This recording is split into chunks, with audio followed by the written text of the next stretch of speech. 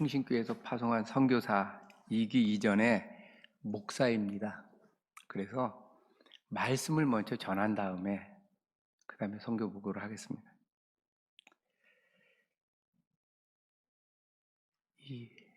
제가 교회에 들어오면서 찬송 소리를 들으니까 여러분도 아시겠지만 한동안 교회에서 찬송이 없어졌잖아요.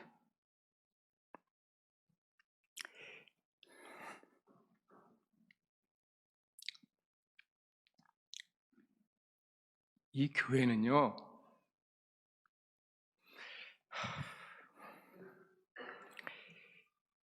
예수님의 그 십자가의 보혈의 피가 흐르는 곳이에요.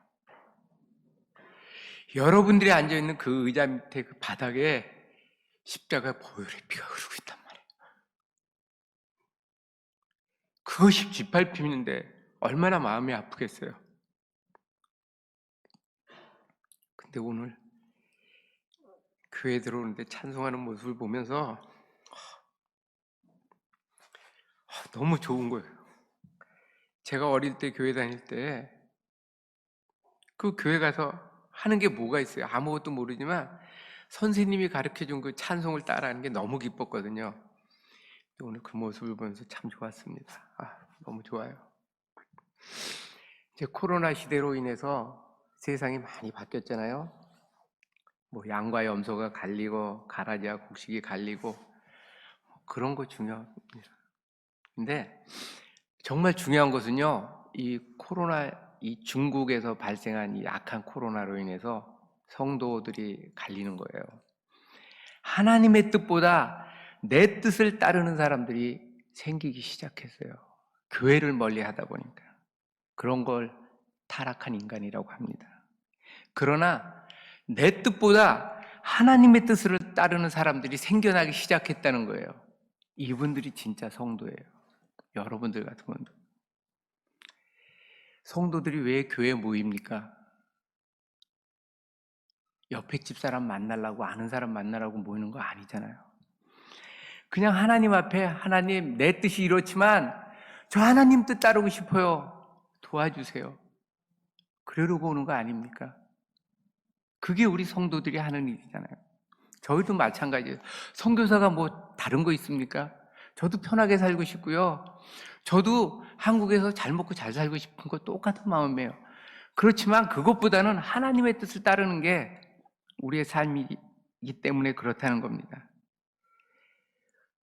교회는 찬양 소리가 끊임없이 나야 돼요. 그런데 이 코로나라는 핑계를 대서 교회를 탄압하고 모임을 탄압하고 예수님을 찬양하지 못하게 하잖아요.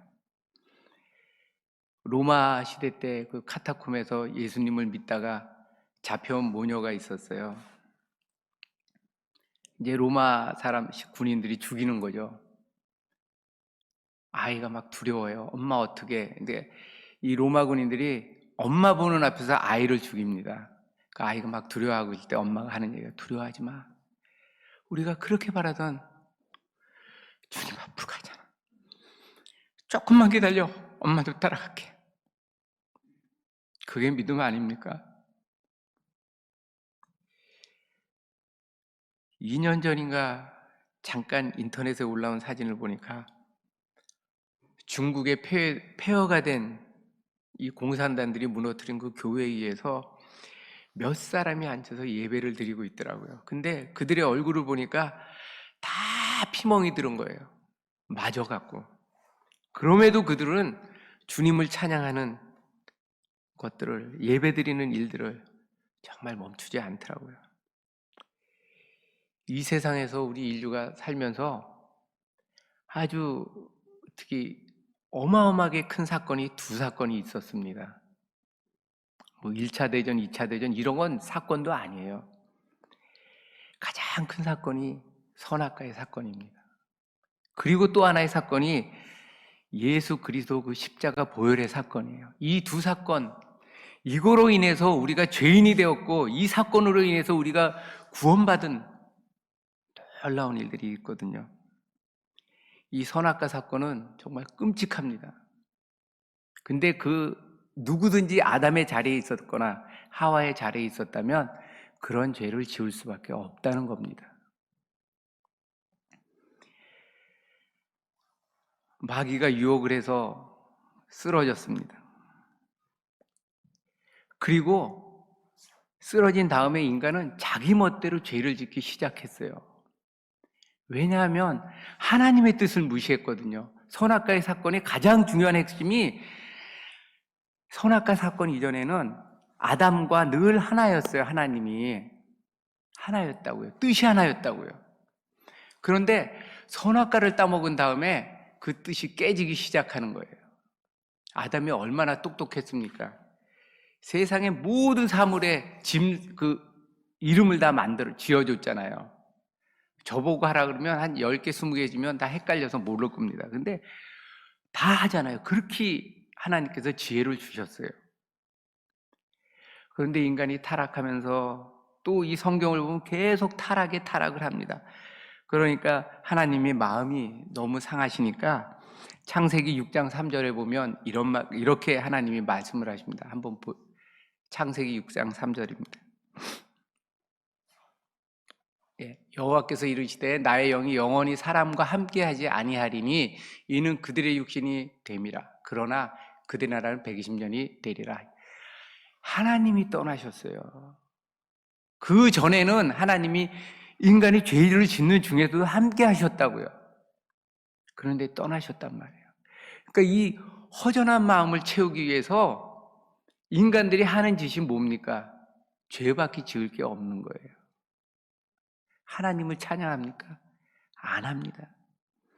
그렇게 죄를 짓다가 결국은 하나님이 인간을 위해서 만들어주신 그 아름다운 세상을 다 마귀에게 뺏겨버렸어요. 그러니까 마귀가 감히 예수님 앞에 아주 뻔뻔스럽게 이렇게 얘기를 합니다. 마태복음 4장 7절 8절을 보면요, 이렇게 마귀가 예수님께 말을 합니다. 마귀가 또 그를 데리고, 예수님이죠, 지극히 높은 산으로 가서 천하 만국과 그 영광을 보여 이르되 만일 내게 엎드려 경배하면 이 모든 것을 내게 주리라 그래요. 하나님이 언제 마귀에게 이 세상을 줬습니까? 아닌데 마귀는 뻔뻔스럽게 자기 거라고 얘기를 해요. 왜냐하면 인간이 죄를 졌기 때문에 다 뺏겨버렸다는 거예요. 마귀에게. 세상이 그렇게 변했습니다. 그 한 사람의 불순종의 결과가 이렇게 어마어마한 일이 생겼고, 그 한 사람으로 인해서 우리 모두는 우리 피 속에 죄인으로서밖에 살아갈 수밖에 없는 그러한 입장이 되었습니다. 지금도 마찬가지잖아요. 우리가 감히 어떻게 하나님 앞에 내 뜻을 마음대로 주장할 수가 있겠습니까? 그런데 우리는 예수를 믿지만, 하나님을 믿지만 아직도 우리의 기도나 우리의 삶 속에 보면 부족한 것이 많다는 거예요. 아직도 하나님의 뜻을 따라가기보다는 내 뜻을 자꾸만 앞장세우잖아요.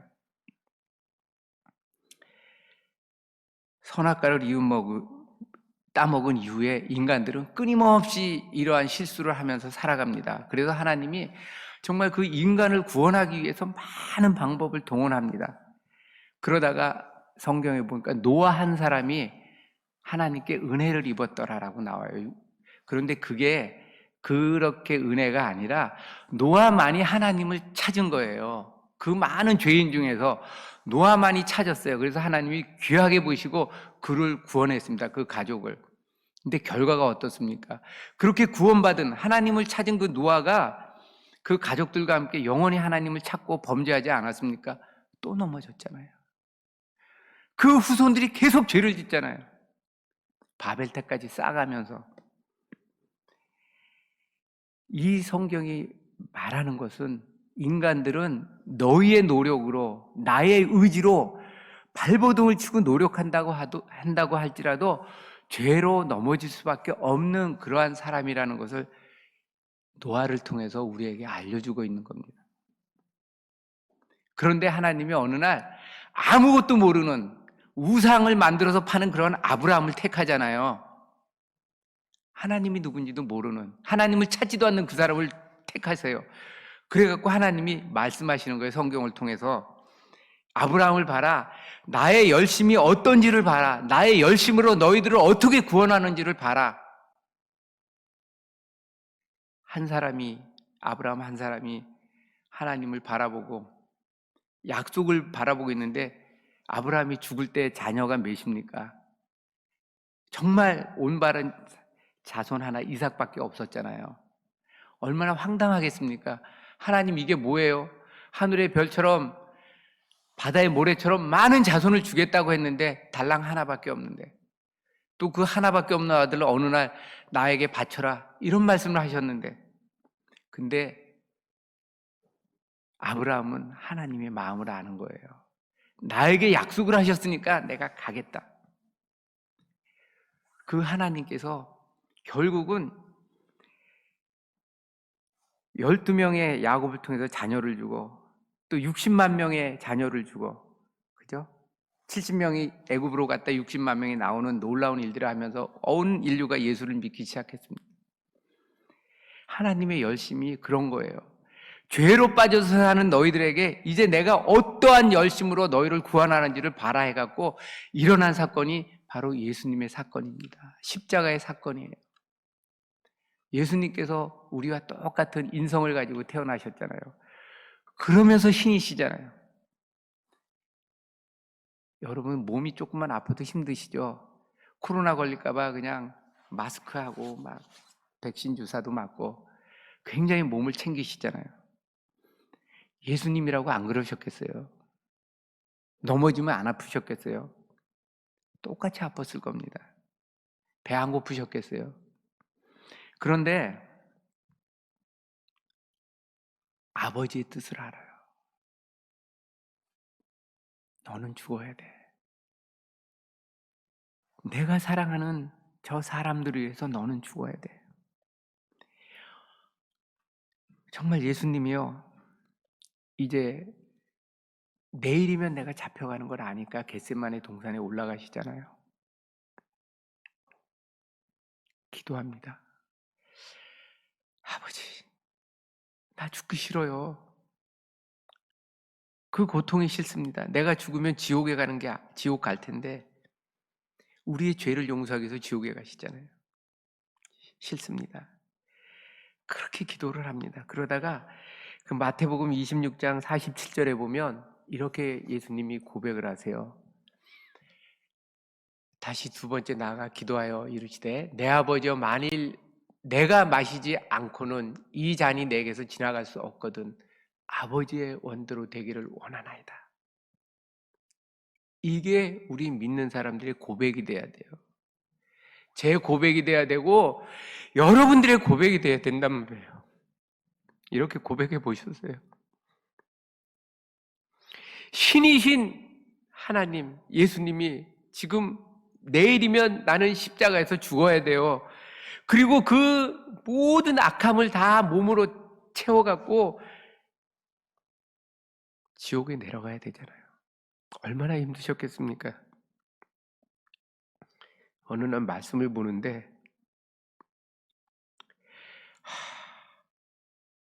이렇구나. 이게 사랑이구나. 우리는요, 너무나 어리석어서 이 십자가를 너무 값없이 생각을 해요. 예수 믿는다고 돈 냅니까? 십자가 구원받았다고 언제 돈 냈습니까? 주님이 달라 그러시던가요? 아니에요. 그냥 너무나 사랑하니까 대신 돌아가시는 거예요. 내 의지와 상관없이 내 아버지의 의지를 따라서 내 뜻을 다 내려놓은 거예요. 그러니까 십자가의 사건은 내 뜻을 하나님 앞에 온전히 내려놓는 사건이란 말이에요. 선악과의 사건은 하나님의 뜻을 무시하고 내 뜻대로 살라고 했다면 이제 예수님께서 이 땅에 오셔서 십자가의 사건을 통해서 내 뜻을 완전히 내려놓고 하나님 뜻을 따라가는 그러한 일을 하신 거예요. 그 하나님의 뜻을 따라갔더니 우리가 구원받았잖아요. 아닙니까? 예수님 한 분이 그 십자가만 바라보고 하나님의 뜻을 따라서 나를 내려놓았더니 모든 인류가 구원받았어요. 놀라운 사건 아닙니까?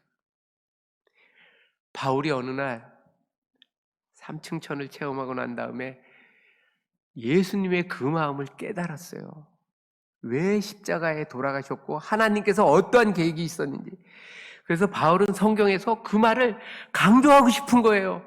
너희 하나의 죄 때문에 모든 사람이 죄를 지었고 예수님 때문에 모든 사람이 구원받았다고 바울은 막 강조하고 싶은 거예요. 그래서 고린도전서 15장 21절 22절에 이렇게 말씀하고 계세요.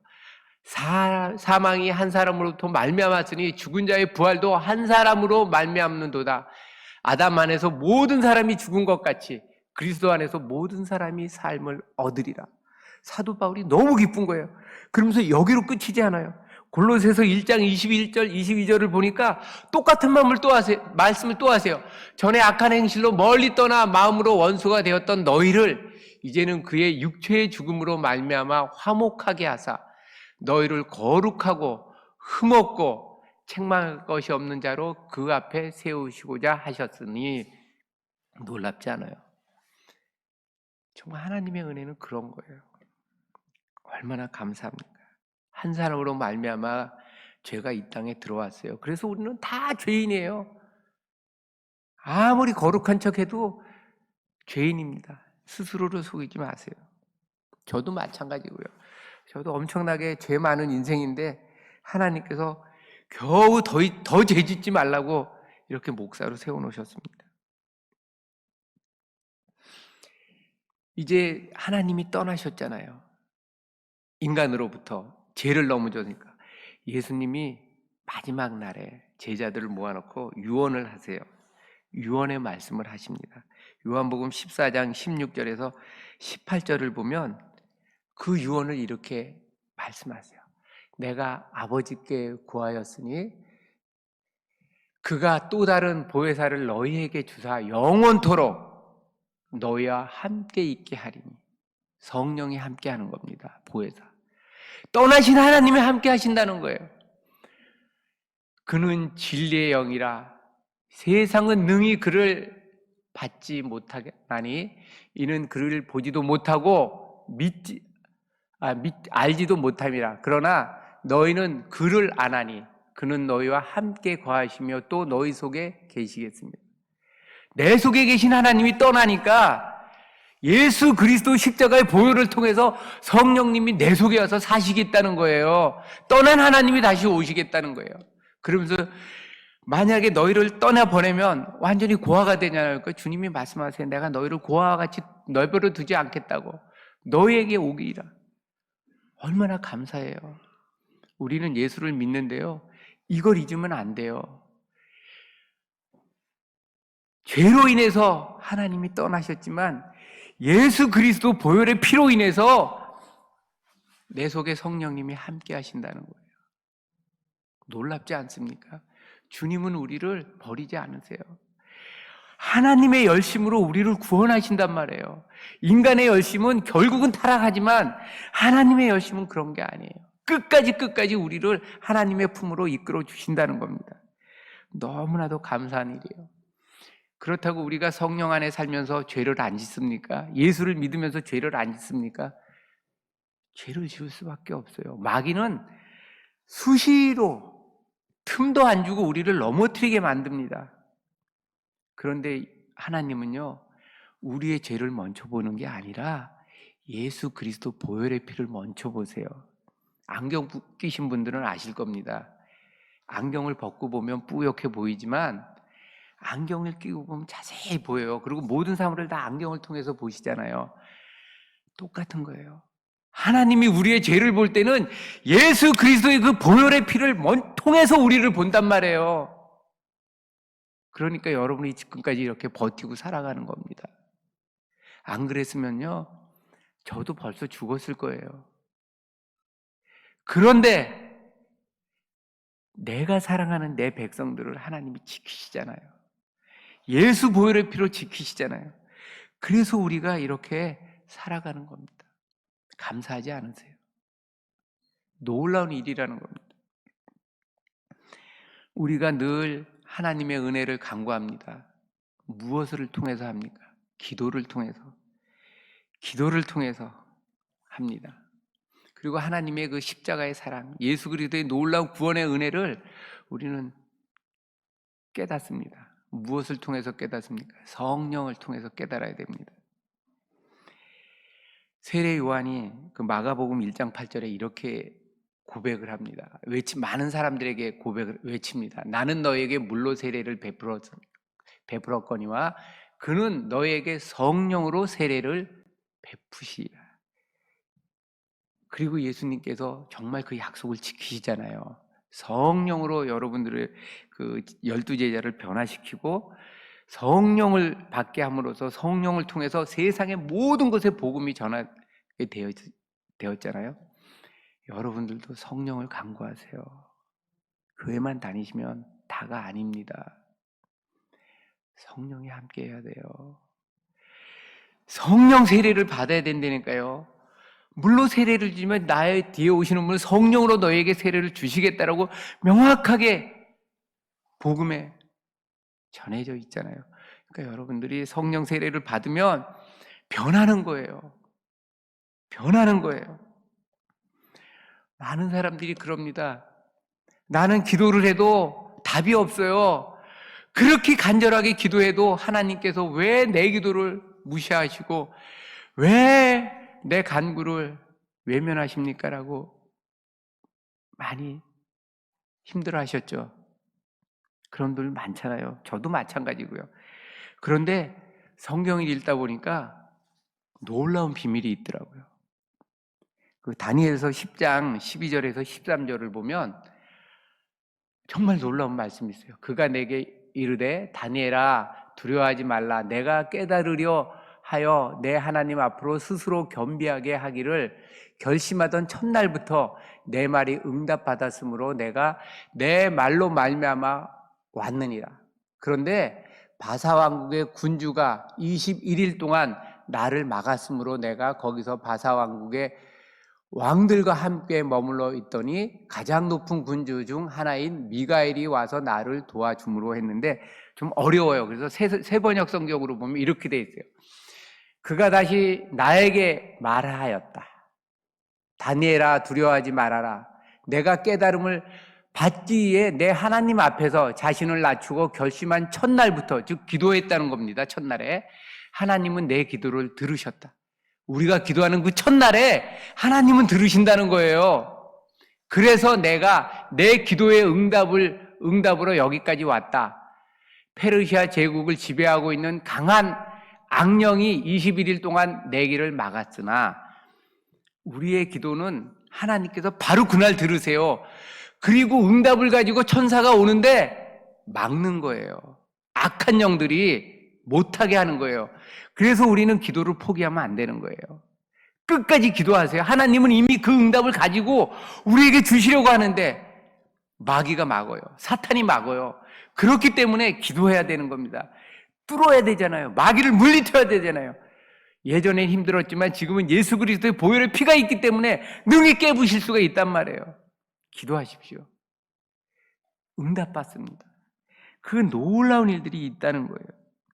우리가 정말 연약할 수밖에 없고 때로는 기도하다가 포기할 수밖에 없지만 하나님께서는요 우리의 마음을 다 아세요. 왜냐하면 우리를 사랑하시잖아요. 너무나 사랑하셔서 그 외아들 예수 그리스도를 이 땅에 보내셨고 내 죄를 용서하시기 위해서 그렇게 십자가에서 그렇게 고통당하시면서 돌아가셨잖아요. 잊지 마세요. 여러분들이 앞으로 이 땅에서 얼마를 더 살겠습니까? 아무도 장담할 수 없어요. 앞으로 어떤 일이 또 어떻게 일어날지, 어떻게 변할지 누가 장담할 수 있습니까? 아무도 모릅니다. 그래서 우리는 하나님이 필요한 거예요. 세상에 변치 않는 분, 실수하지 않으시는 분, 그것만 붙잡고 계시면 돼요. 여러분들의 믿음이 연약한 것 같지만 예수 그리스도와 함께 있기 때문에 연약한 믿음이 아니에요. 세상을 능히 이길 수 있다니까요. 세상을 여러분들이 정복할 수가 있는 거예요. 그런데 우리는 마귀가 주는 그 얄팍한 속삭임에 넘어가서 내 믿음은 왜 이래? 내 기도는 왜 이래? 저 사람은 왜 저래? 핑계만 대잖아요. 절대 그러지 마십시오. 그리고 교회 오면 정말 예수쟁이 흉내는 내지 마세요. 남들이 뭐라 그래도 내 마음만 하나님 앞에 간절하기를 바랍니다. 하나님은요, 다른 사람이 중요하지 않잖아요. 나와 하나님과의 1대1의 관계예요. 94년도쯤에 대한민국에 그 다미선교회가 유행했어요. 그래갖고 10월 며칠 날 휴거가 된다고 막 그래서 모든 사람이 난리가 났었잖아요. 제가 그때 결혼하고 얼마 안 됐을 텐데 오늘 밤이 휴거가 되는 날이라 그러더라고요. 그러니까 저도 죄가 많아서 자면서 하나님 오늘 밤이 휴거되는데 제가 내일 아침에 눈 뜨면 우리 애하고 집사람이 다 휴거되고 저만 남으면 어떻게 해요? 그리고 밤에요. 왼손으로 애 손을 잡고 오른손으로 집사람 손을 잡고 그러고 잤어요. 근데 저 때문에 다 휴거를 못했더라고요. 정말 이렇게 어리석어요, 인간이. 우리가 하나님을 완전히 알고 십자가의 그 사랑을 똑바로 내 몸에 깨닫는다면 이런 일은 없다는 거예요. 그냥 하루하루가 감사한 거 아닙니까? 제가 부끄럽지만 정말 요새 기도하는 것 같아요. 코로나 때문에